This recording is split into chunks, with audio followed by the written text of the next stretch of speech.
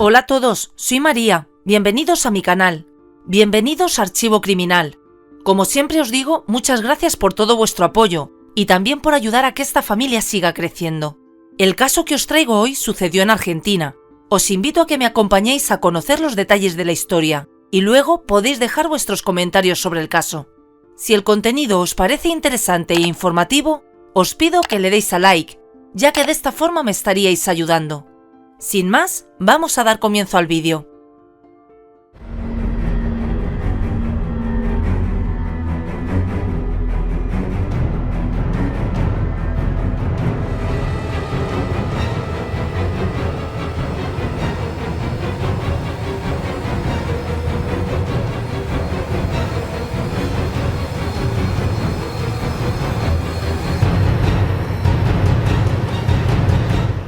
Cuando se lleva adelante un juicio por homicidio o asesinato, lo común es que exista uno o varios cadáveres sobre los cuales se sustentan la acusación y buena parte de las pruebas, como los informes forenses, huellas, restos de fibras, fecha de la muerte, además de los respectivos exámenes de ADN y otros. Sin embargo, hay casos en los que juzgar a un acusado por la muerte de otra persona no es tan sencillo, porque no existe el cadáver. Por mucho tiempo se dijo que sin cadáver no hay crimen, pero afortunadamente, con la evolución de los procesos investigativos y la adaptación de las leyes, esto ya no es cierto, y en este canal hemos visto asesinatos que llegan a juicio y sentencia sin que haya aparecido un cadáver. Claro que en estos casos la tarea es mucho más complicada para los investigadores y para los abogados, que deben buscar e interconectar una serie de informaciones de modo tal que quede demostrada tanto la existencia del crimen como la culpabilidad del acusado. Pero hay algo que puede sumar a la dificultad de lograr ese cúmulo de evidencias, y es el hecho de que el perpetrador sea también un experto en la materia, por ejemplo, un policía. Ese es el caso que os traigo hoy, ocurrido en el año 2016, pero con repercusiones aún presentes 5 años más tarde. El escenario es la provincia de Tucumán, al noroeste de la República de Argentina, donde vive la familia Avellaneda. El padre Miguel Avellaneda era vendedor ambulante de pochoclos, como son llamadas las palomitas de maíz en Argentina, ensaladas, helados y distintas cosas. Su esposa, Amalia Ojeda, lo ayudaba en la elaboración de los productos para la venta, y con eso la familia logró levantar a sus 4 hijos. La tercera era Milagros, que llegó un 23 de octubre de 1990. Milagros siempre fue una joven reservada, para nada amiguera, pero sumamente estudiosa y aplicada. Siempre fue la primera en sus cursos, tanto en la primaria como en la secundaria, recibiendo diplomas de honor, por lo que toda la familia colaboró para que tuviera el premio a sus esfuerzos y pudiera ir en bachiller a su viaje de graduación. Poco tiempo después, inició un romance con un chico llamado Iván Coronel. Era un joven decente, a quien la familia de Milagros conocía y apreciaba, pero cuando Milagros estaba iniciando sus estudios de Derecho en la universidad, quedó embarazada de Iván. Si bien no era lo que la familia de la joven tenía en mente, no dudaron en dar la bienvenida al bebé, e Iván asumió su responsabilidad, mudándose a vivir con la familia de Milagros y comenzando a trabajar con el señor Miguel. Si bien sus responsabilidades al asumir la maternidad la alejaron de la universidad, Milagros realizó varios cursos relacionados con el área del derecho y comenzó a trabajar como empleada administrativa en el Juzgado de Paz de Chanar, en Tucumán. Aunque no existen datos precisos, posiblemente fue en su trabajo donde 3 años después conoció a Roberto Carlos Rejas, de 31 años, guardiacárcel de la policía de Tucumán y perito criminalista, quien pertenecía a una familia casi en su totalidad ligada con las fuerzas del orden. Su padre era perito criminalista jubilado de la Policía Federal, daba clases de técnicas criminalísticas en el Instituto Almafuerte, y 2 hermanas eran funcionarias de la Policía Federal. No existen mayores detalles, pero al parecer una especie de atracción fugaz surgió entre ambos, y en unos pocos encuentros, Milagros queda embarazada nuevamente. El nuevo embarazo es bien recibido en la familia, claro, sin conocer que el bebé en camino no era de su pareja Iván. Una vez nacido, el nuevo hijo es registrado como Benicio Coronel. Aparte de Milagros, muy pocas personas sabían la verdad sobre Benicio. Una de ellas su mejor amiga, Flavia Mamanís, con quien se conocían desde los años de infancia. Otra, una compañera del trabajo. Y la tercera era Roberto Rejas, a quien Milagros fue a informarle del embarazo cuando apenas tenía un mes con la foto del ecosograma. Pero para Roberto no fue ninguna alegría. Él tenía una novia, también funcionaria de la Policía Federal, y su respuesta ante la noticia fue que abortara al bebé. Quizás porque obviamente en el hogar no sobraban los recursos, una vez nacido Benicio, en mayo de 2015, Milagros insistía en hablar con Roberto, no para que reconociera la paternidad del niño formalmente, pero sí para que le ayudara con su manutención, o al menos aportara para su atención médica o emergencia, cosa a la que el policía se negaba categóricamente. En estos encuentros, Milagros solía ir acompañada de Flavia, por lo que ésta conocía a Roberto por lo menos de vista, y en una ocasión lo escuchó amenazar a su amiga. Así llegamos al 25 de octubre de 2016. Milagros tenía 26 años y su pequeño Benicio casi año y medio. Ese viernes, Milagros y Flavia tenían planeada una salida, pero al parecer, Milagros decidió hacer un último intento para ver si lograba que Roberto Rejas asumiera algo de su responsabilidad para con el hijo de ambos. Ese día, alrededor de las 8:30 de la noche, Milagros sale de su casa con Benicio. Le dice a la familia que se va con Flavia, cosa que era normal. Toma un taxi y en el camino encuentra a Flavia en un kiosco y le pide que le acompañe, pero su amiga le dice que tiene que ir a casa a cambiarse porque acababa de salir del gimnasio y vestir a sus niños. Al parecer, Milagros no quiso esperar. Quería salir rápido de ese asunto y regresar a su casa, así que decidió ir sola con su bebé. Según contaría Flavia más tarde, no habían pasado 15 minutos cuando recibe un mensaje de su amiga donde dice que Roberto le pegó. Flavia de inmediato la llama, le pregunta dónde está, y Milagros le contesta que está en la terminal de autobús y que Roberto Rejas le había dado 3 bofetadas. Flavia le pide que le diga exactamente dónde está para ir para allá, pero la llamada se corta. Unos minutos más tarde, Flavia recibió unos mensajes vía WhatsApp donde Milagros le dice que se quede tranquila, que Roberto ya se había calmado, que le pidió perdón y estaban por hablar. Flavia le contesta que va a estar pendiente y que le avise, a lo que su amiga le manda un audio tranquilizándola. Le dice que tanto ella como su hijo están bien y que estaba conversando con Roberto. Al rato, Flavia recibe otro mensaje donde Milagros le dice que todo está bien. Por los ruidos de fondo, su amiga estaba en el automóvil con Roberto. Finalmente, a las 11:30 de la noche, le informa que están en el Parque 9 de Julio. Cuando Flavia le dice que ya es tarde, Milagros le contesta que llevaron al niño para que jugara. Los últimos mensajes cruzados entre las amigas serían ya alrededor de la medianoche, donde Milagros le envía un mensaje de texto común y dice que no la va a ir a ver esa noche. Flavia intenta llamarla, pero no contesta, y al rato Milagros le escribe que seguía con Roberto y le pide a Flavia que no vaya a su casa. La amiga le responde que está bien, que se ven al día siguiente, pero ese mensaje ya no se registra como entregado.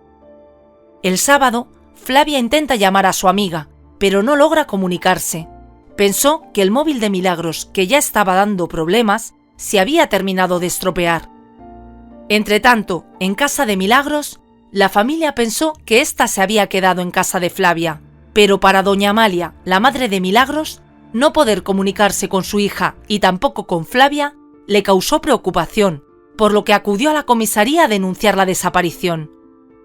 La policía le dijo que esperara hasta el lunes, que seguramente andaba por ahí y ya aparecería. Pese a la insistencia de Amalia, la denuncia no fue registrada. El lunes 28, la madre de Milagros acude al lugar de trabajo de su hija para ver si está bien, pero ella no se había presentado a trabajar ni había avisado nada. Finalmente, logra hablar con Flavia, y es cuando ambas se dan cuenta de que Milagros y su hijo están desaparecidos, y Flavia le cuenta toda la verdad a la madre de su amiga. Juntas deciden ir a casa de Roberto Rejas. En la casa de los Rejas al principio no las quisieron atender, pero ante la insistencia, el padre de Roberto afirmó que su hijo estaba de reposo en cama porque había sido operado y no podía atenderlas. Pero Amalia no estaba dispuesta a irse sin hablar con el tal Roberto, que finalmente se ve forzado a salir, pero afirmó que no conocía a Milagros, ante lo cual Flavia le exige que no mienta, que ella sabe la verdad y estuvo en contacto con Milagros hasta la medianoche. En esta coyuntura, Roberto acepta que la conoce, pero dice que hacía un mes que no la veía.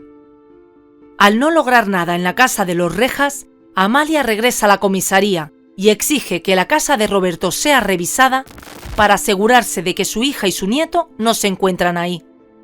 Tras una larga espera, llega una patrulla y van con las mujeres de regreso a la casa de los Rejas. Revisaron el lugar, pero ni Roberto ni Milagros estaban ahí. El padre dijo que Roberto había ido a jugar futsal o fútbol sala, pero ¿no se suponía que estaba de reposo tras una operación? Casi a la medianoche de ese 28 de octubre, finalmente la policía de la comisaría número 11 accede a registrar la denuncia por la desaparición de Milagros Avellaneda y su hijo Benicio Coronel. El último en verlos con vida fue Roberto Rejas, pero la policía tardó 5 días en hacer los trámites y notificar a la fiscalía, por lo que Roberto tuvo mucho tiempo para arreglar las cosas antes de ser apresado. Este sería el inicio de un largo calvario para la familia Avellaneda en busca de Milagros y Benicio, y a la postre para lograr obtener justicia por sus muertes.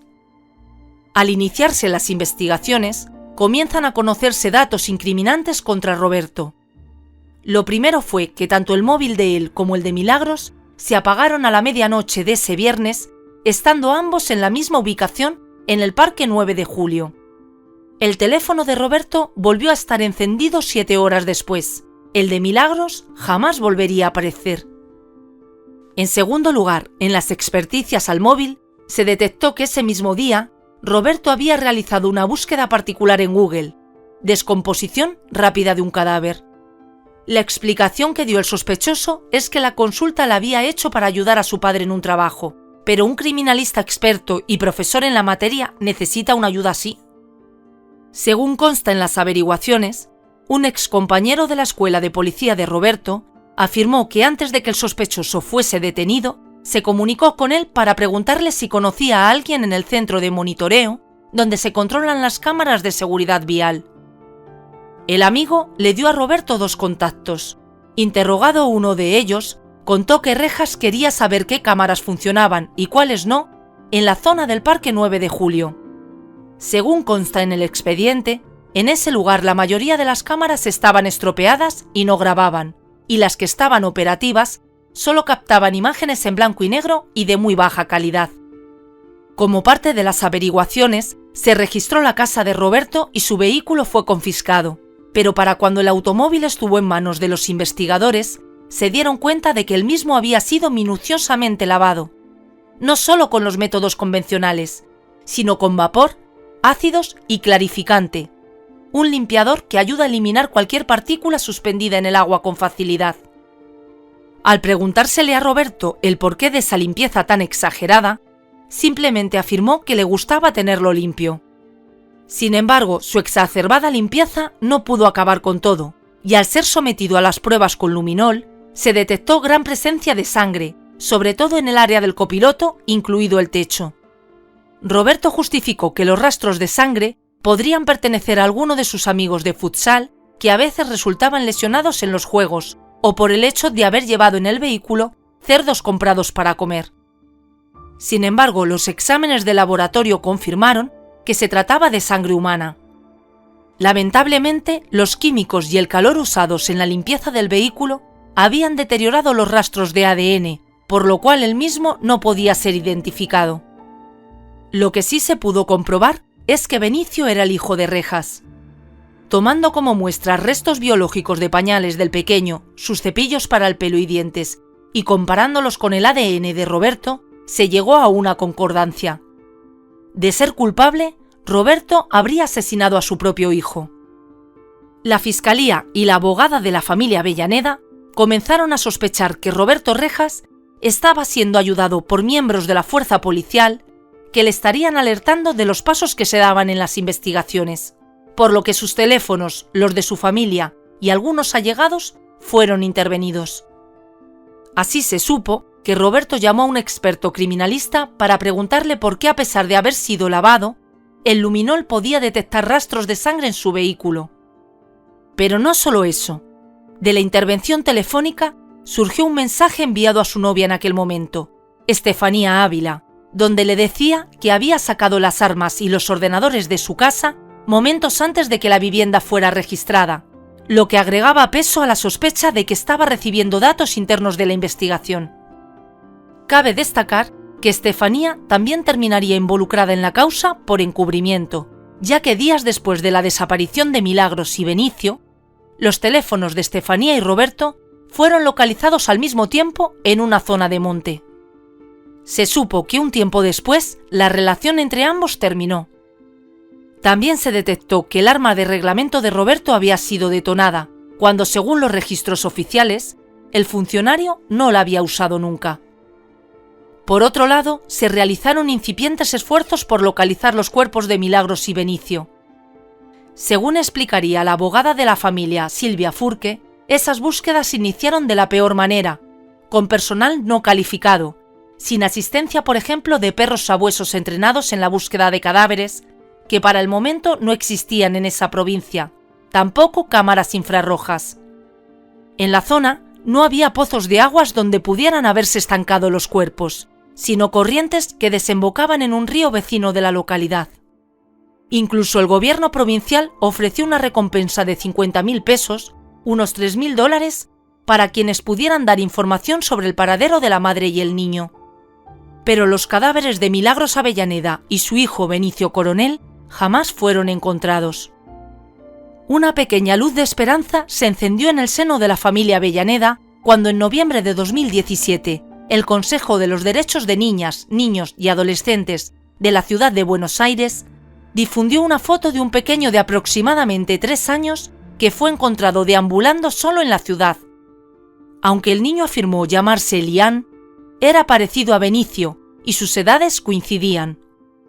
Los corazones de Amalia Ojeda y su familia dieron un vuelco y de inmediato informaron que Benicio tenía una mancha de nacimiento muy específica en uno de sus pies, a fin de que ese dato fuera cotejado con el pequeño encontrado.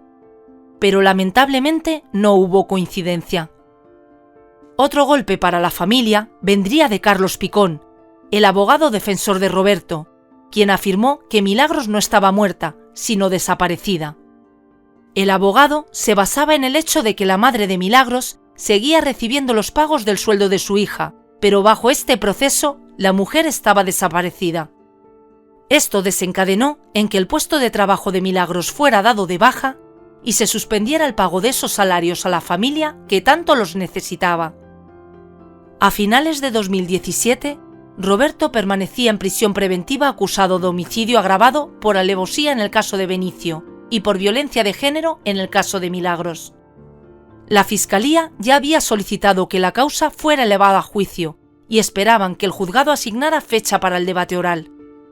La prisión preventiva de 18 meses impuesta a Roberto estaba a punto de vencerse, pero gracias a la presión de la calle ejercida por la madre de Milagros y agrupaciones de apoyo, se logró que la detención se extendiera hasta los 2 años.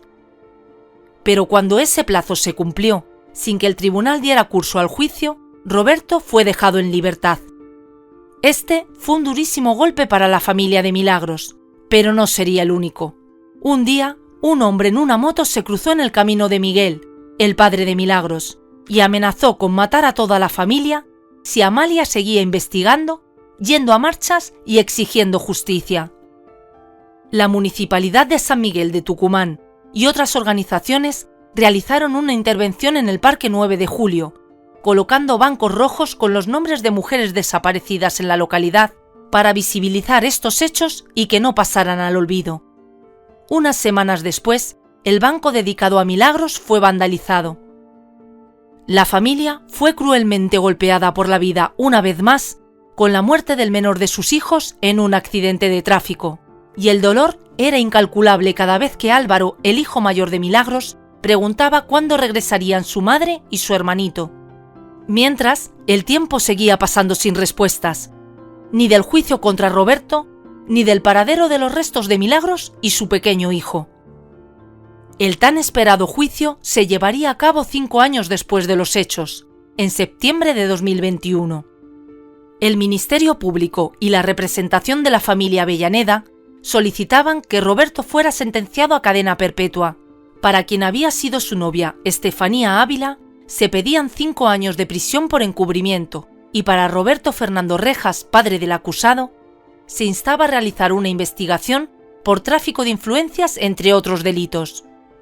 Por su parte, la defensa de Roberto clamaba por su libertad, sosteniendo la tesis esgrimida casi desde el inicio de que efectivamente la noche en que desapareció, Roberto se había reunido con Milagros y Benicio, y después los había dejado cerca de su casa. Tras escuchar la presentación de las diferentes pruebas recabadas, así como los testimonios, entre ellos el de Flavia, la amiga de Milagros, Roberto tuvo la oportunidad de pronunciarse. Pidió a los jueces que fueran realmente objetivos e imparciales. Afirmó que solo quería ser dejado en libertad para poder buscar a su hijo. Sí, porque ahora sí le preocupaba a su hijo. Sostuvo que tanto él como la familia Avellaneda necesitan saber qué pasó con Milagros y Benicio, y hasta sollozó. Por su parte, la exnovia de Roberto, Estefanía Ávila, aseveró que no tuvo nada que ver con lo sucedido, que nunca conoció a Milagros y su hijo, y puso en evidencia todo el daño que este proceso le había causado a ella y a su familia. El 22 de septiembre de 2021, tras escuchar a todas las partes, los jueces Estela Maris Arce, Eduardo Romero Lascano y Alicia Freidenberg se retiraron a deliberar, y 12 horas más tarde regresaron a la sala con el veredicto. Encontraron a Roberto Rejas culpable por los delitos de homicidio agravado por alevosía contra Milagros y Benicio y homicidio agravado por mediar violencia de género. Es condenado a prisión perpetua. Dispusieron que Roberto permaneciera en prisión preventiva durante 6 meses, tiempo en el cual sus abogados podrían apelar o la sentencia quedaría firme. Adicionalmente, los jueces le notificaron que estaban en disposición de negociar una reducción de la pena impuesta si el sentenciado informaba qué había hecho con los cuerpos de sus víctimas o dónde podrían ser localizados. En el caso de Estefanía, los jueces consideraron que no había elementos que probaran su participación en el encubrimiento de los hechos y fue dejada en libertad. Y con respecto al padre de Roberto, se ordenó la apertura de una causa por posible falso testimonio. Roberto escuchó la sentencia sin hacer el más mínimo gesto, totalmente impasible, tras lo cual nuevamente le colocaron las esposas y lo retiraron de la sala. Mientras, la madre de Milagros, si bien estaba complacida con la sentencia, dejaba claro que para ellos nada había cambiado. Su hija y su nieto seguían faltando en la familia Avellaneda, y ni siquiera tenían una tumba donde poder llorarlos. Por inconcebible que parezca, la decisión del tribunal fue que Roberto sería recluido en el cuartel de bomberos de la localidad, ya que el pabellón destinado a expolicías y funcionarios en la cárcel de Villa Urquiza estaba repleto. Ante esto, el cuerpo de bomberos en cuestión emitió un oficio informando que sus instalaciones no tienen condiciones para albergar un preso como Roberto, ya que al igual que cualquier cuartel de bomberos, no existen rejas ni puertas de seguridad, ni vigilancia especializada, ni siquiera cámaras de seguridad. Y para colmo, si se presenta una emergencia, prácticamente todo el personal del lugar se retirará para atenderla. Pese a todo, Roberto es trasladado al cuartel de bomberos de San Miguel de Tucumán, y cuando la familia aún no había podido sentir algo de paz por la condena del asesino, otro golpe llega. Tras solo 5 días de prisión, Roberto se fugó. Aunque las primeras informaciones ponían en duda cómo el hombre había salido de las instalaciones del cuerpo de bomberos, se encontraron indicios de que el 27 de septiembre, cerca de las 7:30 de la noche, Roberto pidió permiso para bañarse y le fue concedido. En el área del baño, ubicado en el primer piso, hay una ventana que habría sido usada por el prisionero para salir del edificio, de donde habría saltado a la parte superior de un tanque de agua perteneciente a una institución educativa colindante con el cuartel, y de ahí a una mesa que se encontraba al lado hasta llegar al piso, y luego salir de los predios del centro educativo y emprender la fuga a bordo de un vehículo que lo estaba esperando. La fuga sería descubierta mucho rato después, cuando a uno de los bomberos le pareció que pasaba mucho tiempo para tomar un baño. Fue a revisar qué sucedía y descubrió que Roberto Rejas ya no estaba. La evasión quedó registrada en el libro de la guardia a las 9:55 de esa noche. Al conocerse la noticia, todo el barrio se trasladó a la casa de los Avellaneda, que temían por la vida de la familia, ya que esa tarde doña Amalia salió de casa y fue interceptada por dos jóvenes a bordo de una motocicleta que la amenazaron diciéndole: «Vieja de mierda, cerrá la boca porque te vamos a matar. Deja de hacer quilombo», es decir, que no armara más lío. Amalia denunció esta amenaza ante la comisaría. Al día siguiente, las organizaciones de apoyo a las mujeres realizaron una protesta en los tribunales para exigir que se dé con el paradero de Roberto y se brinde protección a la familia Avellaneda. Por la altura a la que se encontraba la ventana por donde se fugó, era imposible que la hubiera alcanzado sin ayuda de una escalera que no había en el baño, por lo que se presume que pudo tener ayuda interna para lograrlo. Por eso, 7 agentes del cuerpo de bomberos que se encontraban de custodia fueron detenidos, así como 3 amigos que visitaron a Roberto el día anterior a su fuga. Siendo Tucumán una zona no muy alejada de las fronteras de Bolivia y Chile, se temió que el fugado hubiese cruzado hacia alguno de esos países, por lo que se giró una alerta internacional de Interpol para su captura. Mientras le llovían las críticas, el gobierno de Tucumán ofreció una recompensa de 2 millones de pesos, unos $20.200, por información que llevara a la recaptura del evadido. Todo el personal de las vías y puestos fronterizos fue alertado. Pero quizás era muy tarde. Roberto llevaba tiempo de ventaja cuando se adoptaron todas estas medidas. Más tarde, un particular también ofreció una recompensa de 3 millones de pesos. Adicionalmente, la abogada de los Avellaneda ponía en la mirada la posibilidad de que la fuga hubiese contado con la colaboración de la familia de policías del asesino, que también había visitado a Roberto en los días anteriores. Se dice que el ahora fugado tenía un cuaderno de anotaciones que podría contener detalles del plan de fuga. Ese cuaderno no fue localizado en el cuartel, por lo que se creyó que podía estar en poder de la familia, pero no fue encontrado. Mientras, la policía llevaba a cabo decenas de registros a personas vinculadas a Roberto en busca de pistas, decomisando teléfonos móviles, ordenadores y cualquier cosa que pudiera dar pistas sobre el fugitivo. Un testigo de la región declaró que al día siguiente de su fuga, Roberto circulaba por la zona en un Volkswagen Fox negro y se detuvo a preguntarle qué camino podía tomar para evitar los controles policiales, ya que no tenía documentos del vehículo.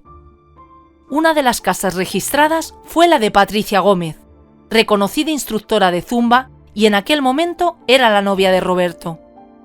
Patricia surgió como posible cómplice en la fuga, ya que además de sus clases y presentaciones de Zumba, era profesora de educación física en el colegio por el cual habría escapado Roberto y en el que 2 cosas resultaban extrañas. Por una parte, la mesa que estaba al lado del tanque no era habitual en ese lugar, es decir, había sido colocada ahí por alguien, y el portón que daba a la calle estaba cerrado por dentro, cosa que Roberto no pudo hacer. Además, al parecer, Patricia tenía un Volkswagen Fox negro. Además, Patricia Gómez había organizado unas colectas supuestamente para pagar los honorarios profesionales de la defensa de Roberto, y aunque afirmó que la iniciativa había sido un fracaso, existían indicios de que esto pudo no ser así, y que el dinero habría sido usado por Roberto para su fuga. De hecho, Patricia Gómez fue detenida. Lo cierto es que pasaban los días sin que Roberto apareciera, y Silvia Furque, abogada de la familia Avellaneda, solicitó que se ejecutara la caución sobre los bienes familiares de los Rejas. Esta caución fue impuesta cuando Roberto fue liberado la primera vez de la cárcel tras 2 años de prisión preventiva, y la familia puso como garantía su casa y los recibos de sueldo de las hermanas funcionarias policiales para asegurar que Roberto no escaparía de la justicia. Según Silvia, ejecutar esta caución podría presionar a Roberto para presentarse. Al día siguiente de la fuga de Roberto, su padre fue despedido del colegio Almafuerte al estar vinculado a una grave situación judicial de índole personal, según afirmó la institución en un comunicado. Pero el 14 de octubre de 2021, sucede lo que todos estaban esperando. La policía de Salta, provincia vecina de Tucumán, recibe una llamada alertando de la posible ubicación de Roberto.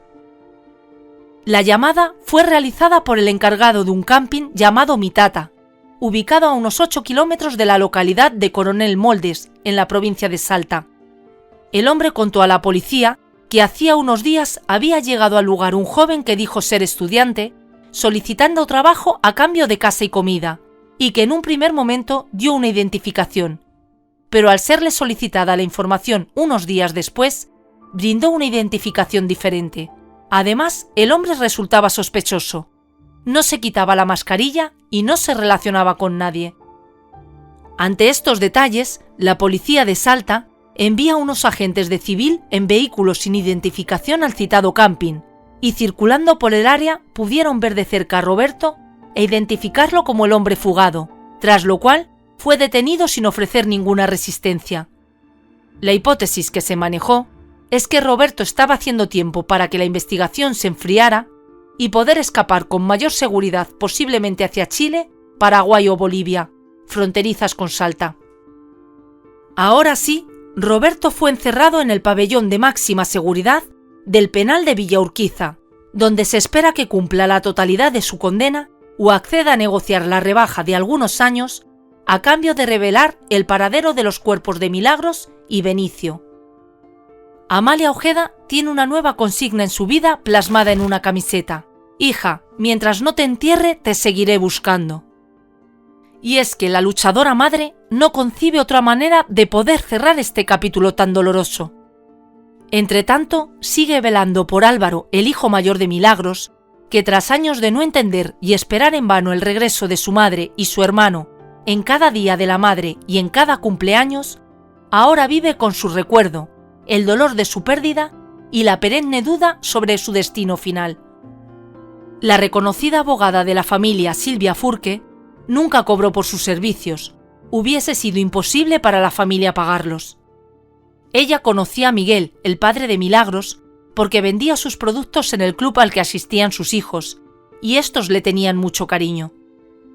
Esperemos que esta sea la última noticia sobre Roberto Rejas, a menos que confiese qué hizo con los cuerpos de Milagros y su hijo Benicio, pero dado el personaje y la situación problemática de la zona, no sería de extrañar que volvamos a saber de él. Bueno, y hasta aquí la historia de hoy. Me gustaría que dejes tu comentario u opinión. ¿Qué opinas sobre este terrible suceso? Antes de irte, te pido que dejes un me gusta, y si este contenido es de tu interés, suscríbete si aún no lo estás, ya que trataré de seguir subiendo varios